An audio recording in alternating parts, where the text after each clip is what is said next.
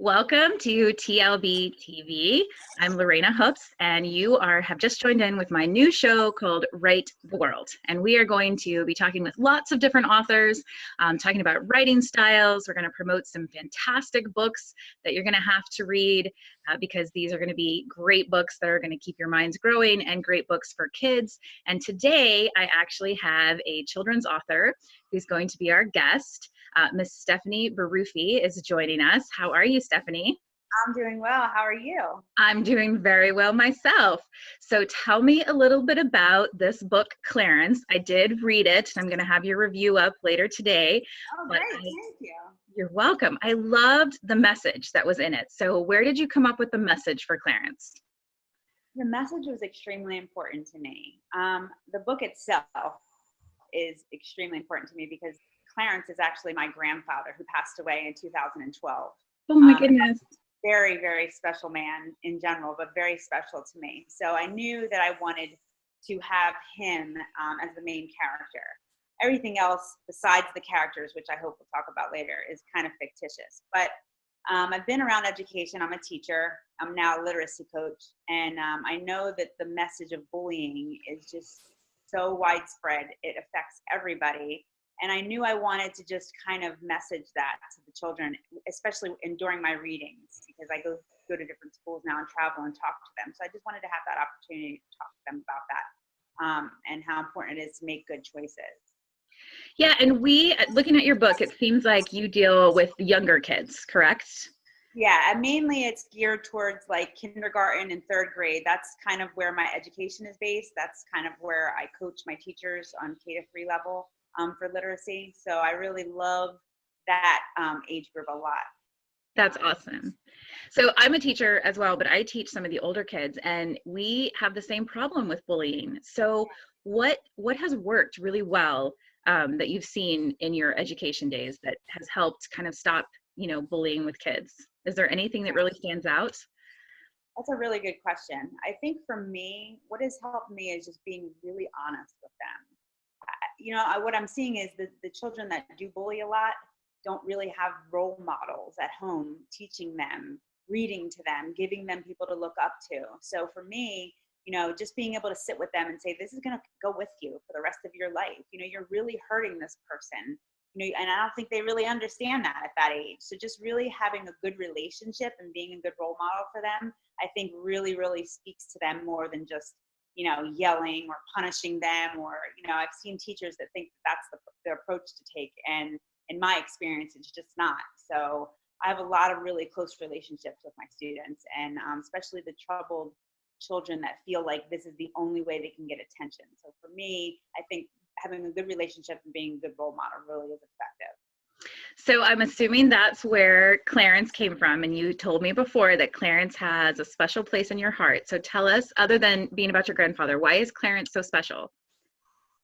Clarence for me, a lot after I decided that I wanted to do Clarence, I really wanted to speak about my Italian culture. So I took a class called Multicultural Literature at Rowan University, and they asked us to Google our heritage, Google a book, find a book. So I, went on a website and I looked up a book and I thought, wow, we're really not well represented here. Oh, so no. I knew, like I said to my family, who are all loud and we all love food and all we do is talk. And, I said, I just really want to write something about us that just really speaks to us and shows us well. It just seemed like there were books that translation books or books about Ellis Island, which I feel are important, but I knew I wanted to write a children's read aloud book. So it was really important for me to get the aspects of my culture, the foods we eat and how we talk to each other and how we just love, maybe too much sometimes. But I really wanted to get that in there too. So that's why it was just really, really special also for me. And I loved that you actually put some Italian words in there. I didn't know what they were when I first started reading, but you had a glossary at the back. I did, yes. Well, my illustrator is Michela Cardelli. She lives in Pisa, Italy. Oh, wow. She actually did, because the book is available in Italian. She translated it for me, so we're selling it. We're marketing it over in Italy also. So she is the one that did that legend for me, because as a teacher, I thought I teach vocabulary words when I read, and I thought, wow, they're not going to really know what piccolino means. You know, then they might not know what a zuccherini is. So I said, oh, wouldn't it be a great idea to kind of put that in the back? And it really was. I read yesterday to a class, and they, you know, before we even started, they were like, what are these words? So it was just really, really fun for me to be able to share that, you know, my culture with them. Awesome. So how long did it take you to get your illustrations? Because I have to say, I just finished my first children's book as well. And I wrote it, and then I was I am not a drawer, not an artist. I'm working on it. I've got some students who are teaching me the aspects, but I was waiting on my illustrator, and I was like biting my nails, like, when are my pictures gonna come? Michaela and I went back and forth, obviously, because there's a 6-hour time difference. Yes. So that was hard. And it was hard for us. Well, she was pretty spot on. I'll tell you, like what I was doing was, a lot of the characters are my family members. So I would just send her a picture, and she would just nail it. And the way that she uses color, and it just really brought my book to life. That's honestly, seeing that every day. I would just wake up, because she was ahead of me. So every morning I would wake up and go online and think, oh, did she send me something? And then I would see it, and I would just cry, because it was just perfect for me. So we went back up, you know, back and forth, but it literally, the process took us, I would say, about 6 months of going back and forth. Wow.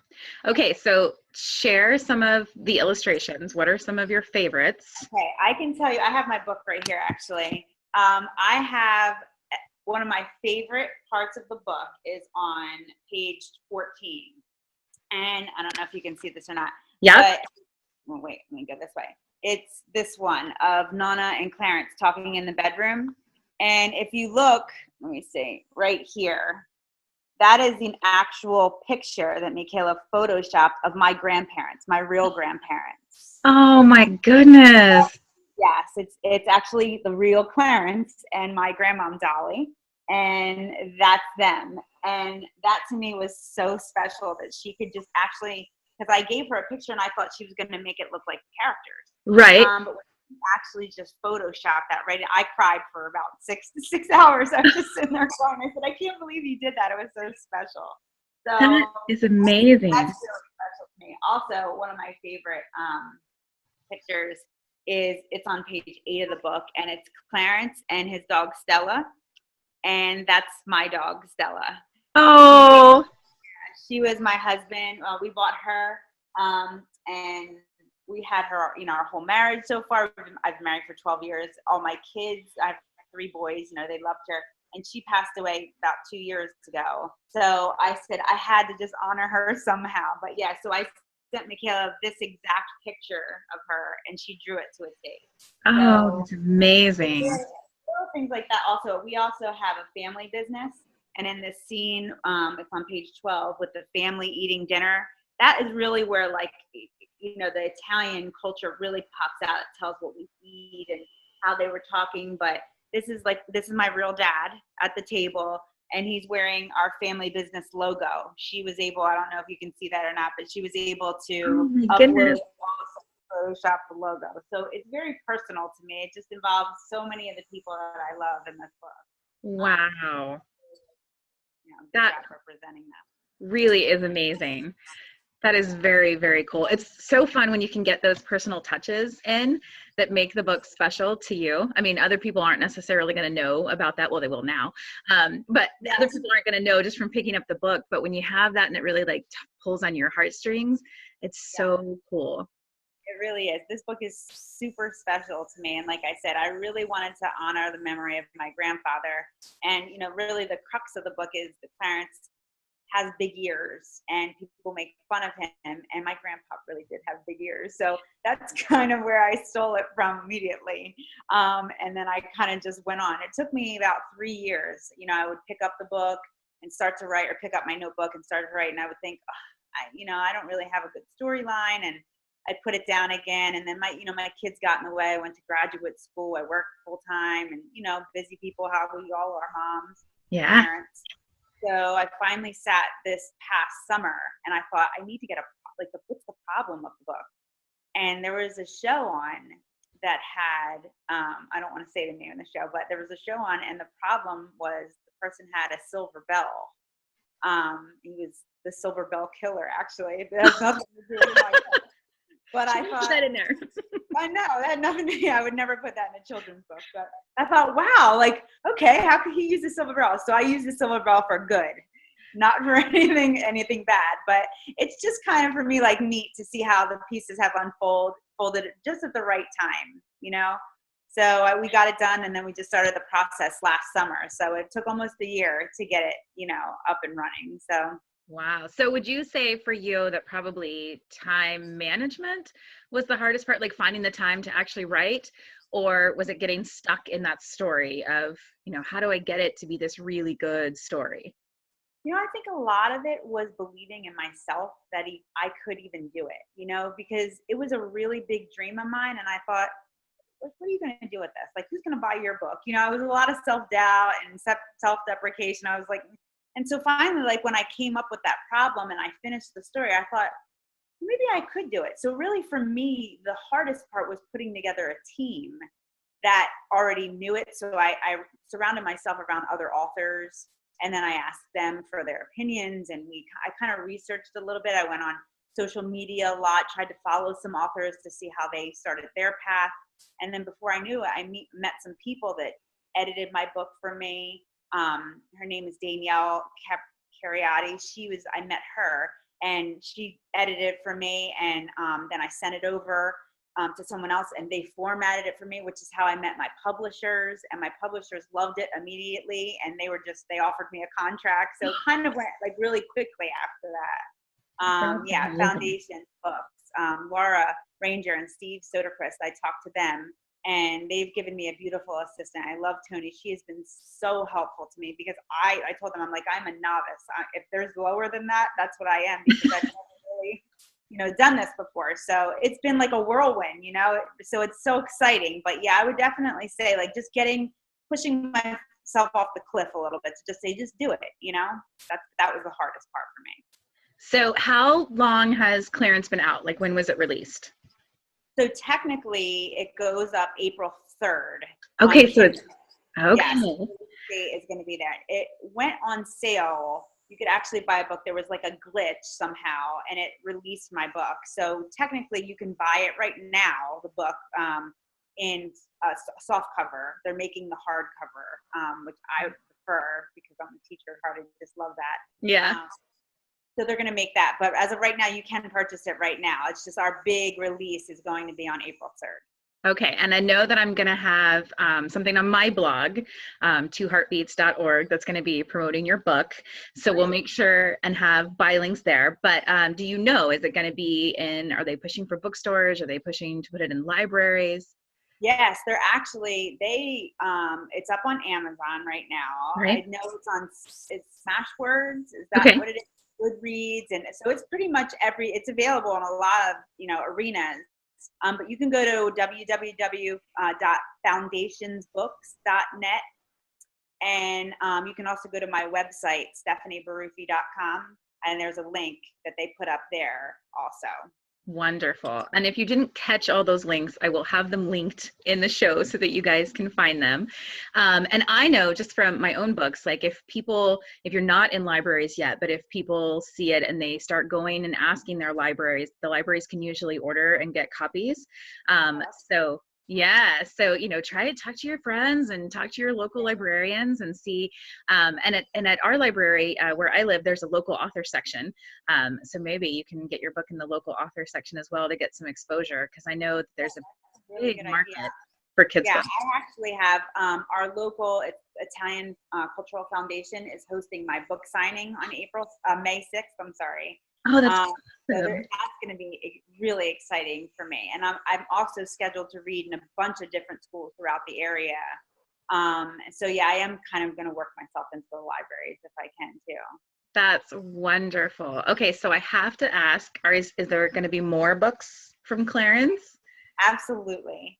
Good. My son and I, my oldest son, Jack, and I sat one day, and I didn't know that he really is not that creative of a writer on a daily basis. When he does his homework, he's kind of reluctant. So he and I sat down together and he said, Mom, because I really want to keep with the Italian theme.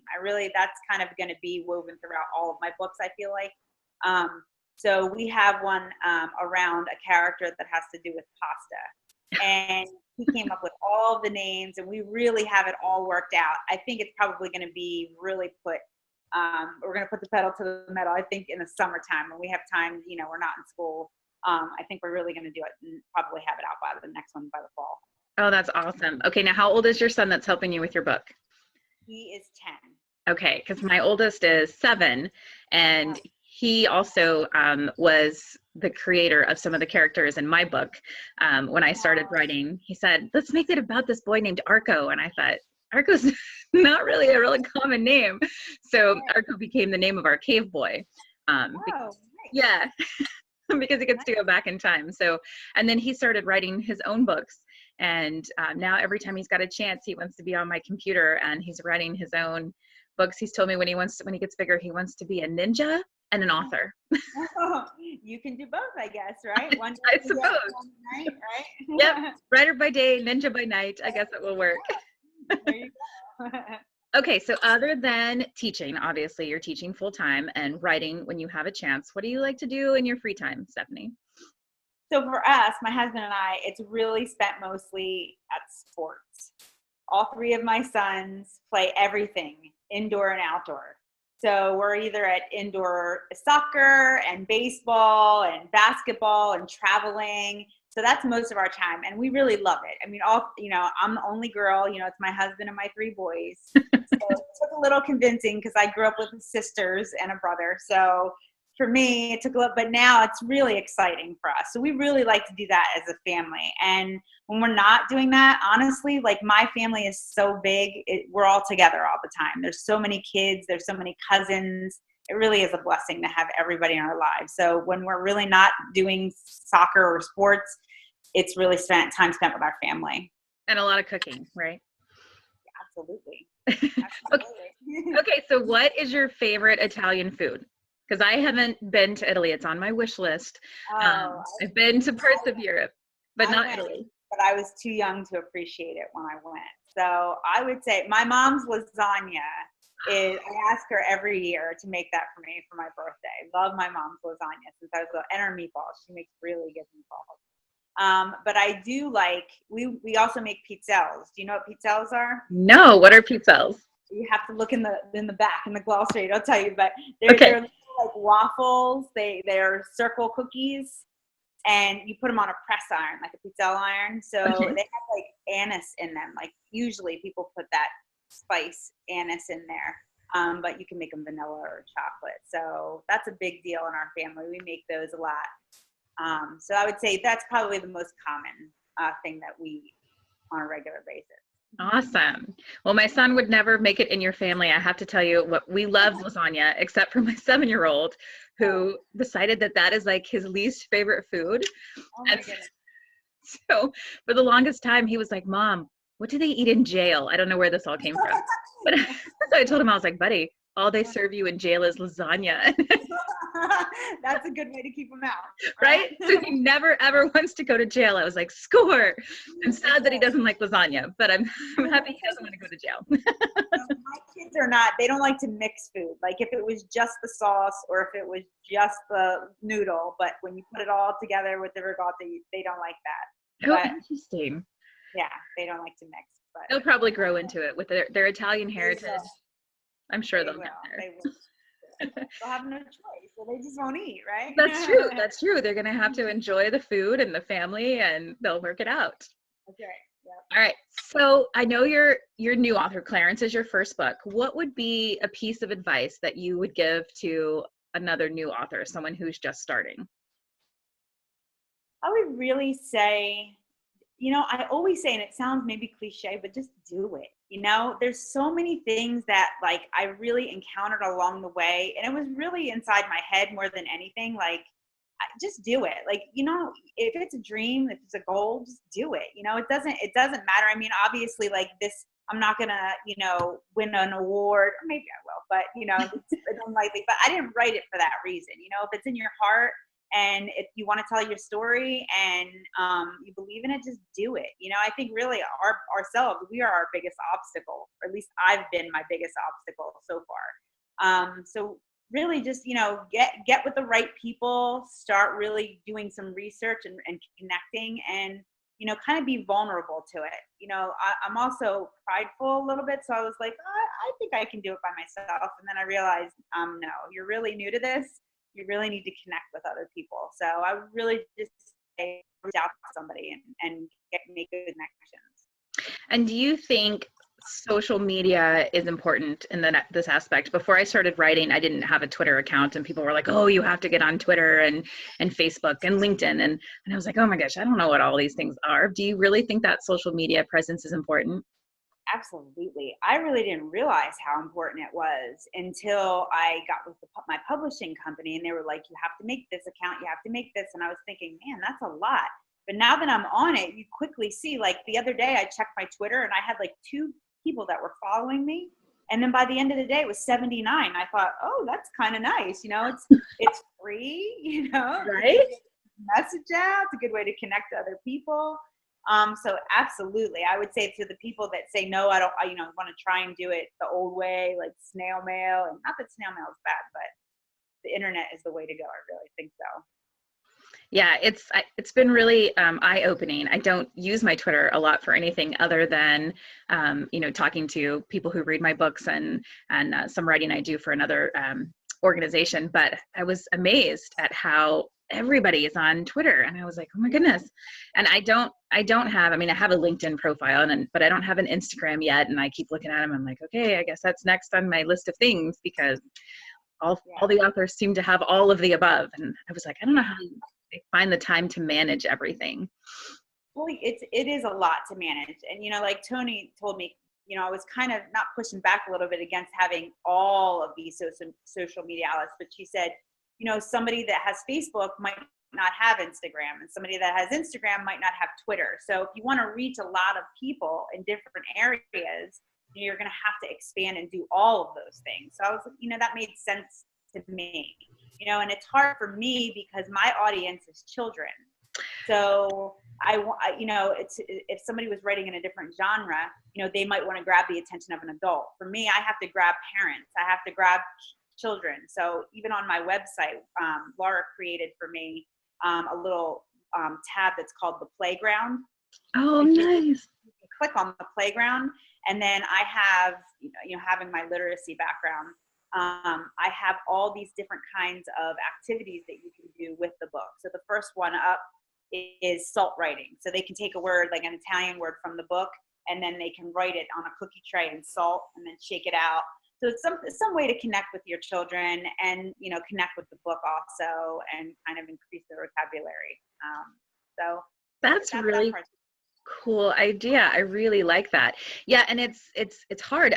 One thing I read about writing children's books is you can't just market to kids, is you have to market to adults as well, both in your cover and in your story, because kids are the ones reading it, but adults are the ones buying it.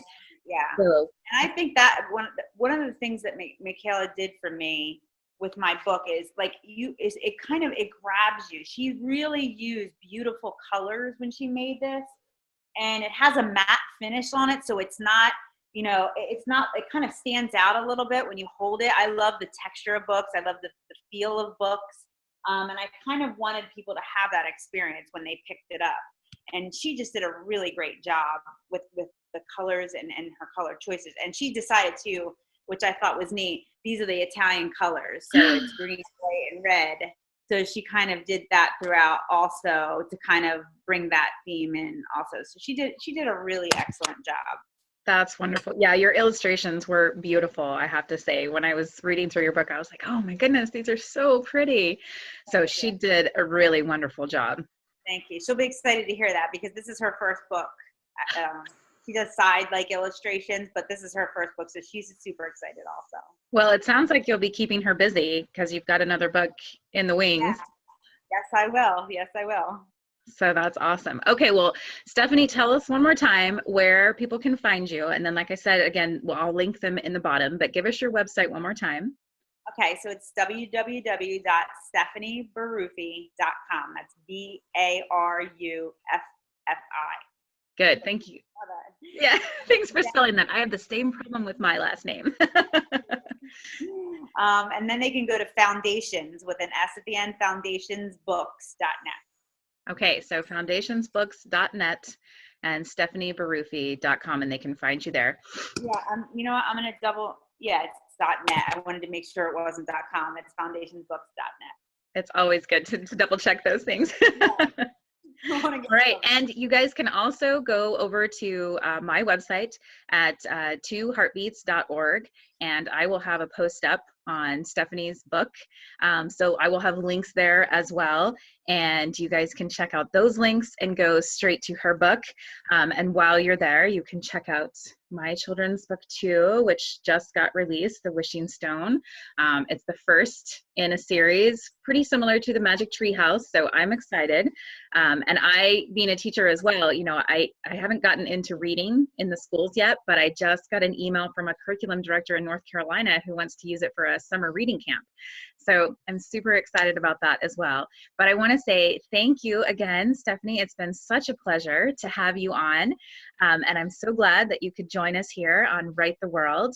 And for all of you watching on TLBTV, we'll see you next time.